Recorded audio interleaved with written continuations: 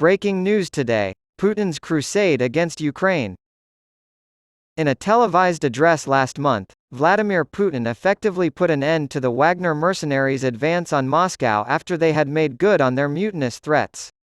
The rebel leaders betrayed their country, their people, he sputtered, refusing to use Prigozhin's name.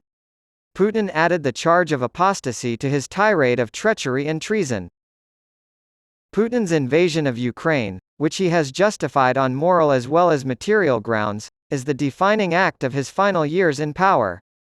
Putin warned that Western influences were trying to destroy our traditional values, and force on us their false values that would erode us, our people, from within, in his address to the nation the night before the invasion last year. Like his accusation of Prigozhin, this was meant to send a clear message to audiences both inside and outside Russia that this was an issue for him that transcended national boundaries.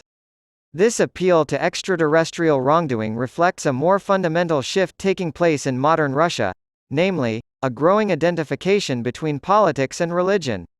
The spiritual union of the Orthodox Church and the Russian state predated Prigozhin's doomed mission.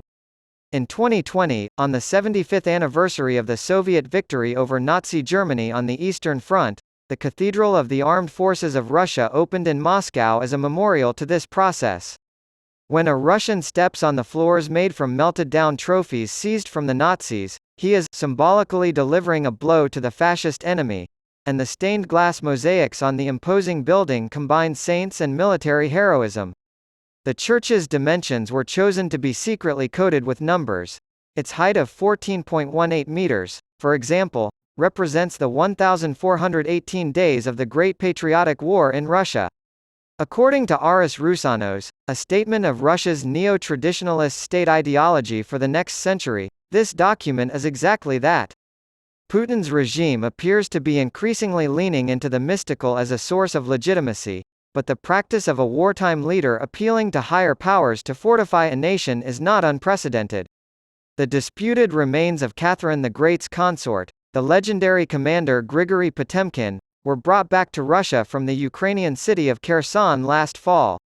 St. Petersburg's Hermitage Museum has returned the remains of Prince Alexander Nevsky to the Orthodox Church.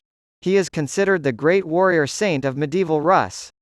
Then, in May of this year, an icon of Saint Seraphim of Sarov, a popular 18th-century hermit and confessor, was reportedly flown over vulnerable regions of Russia in an effort to ward off possible drone attacks in response to Ukrainian advances in those areas. Putin seems to be telling the country that its traditions are its greatest asset. People here have been told they must persevere and suffer for the sake of the motherland, and while the country is not yet fully mobilized, it is on a war footing. The message is becoming increasingly clear. Russia is fighting not just on earth, but in the heavens as well. Putin's use of Russia's religious history for geopolitical ends dates back roughly a decade. It's possible that Putin's border adjustments in Crimea began around this time.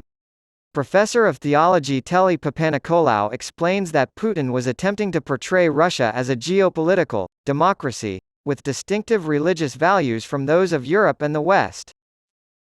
His words, "The Russian Orthodox Church has backed itself into becoming nothing more than a department of the foreign ministry," reveal how the institution of the Church is being exploited as a soft power tool of the regime. And Putin has directed his rhetoric squarely at those in the West who worry that the decline of traditional values is due to issues like abortion, gay marriage, and women's rights. But Papanikolaou thinks Putin is looking within rather than without, trying to weaponize religious heritage to eradicate dissenters, by labeling the mutiny as apostasy. Russia's history of employing the Orthodox Church as a political tool is troubled. Before the Bolshevik Revolution, the Church played a pivotal role in Russian society, but the Soviet state made a concerted effort to disentangle Christianity from Russian national identity. It was impossible to undo such a lengthy past, however. Declassified Swiss documents from earlier this year showed that Patriarch Kirill, leader of the Orthodox Church since 2009, had worked for the KGB in the 1970s, suggesting a closer bond between church and state than is generally recognized in histories of the Cold War. Many Russians turned back to religion in the wake of the communist collapse. However, during those decades, the Orthodox Church encountered formidable new challenges. The godless communists were a longtime obsession for Western missionaries, who were dubbed spiritual colonizers by the then Patriarch. Therefore, the state persecuted some groups like the Jehovah's Witnesses before outlawing them completely.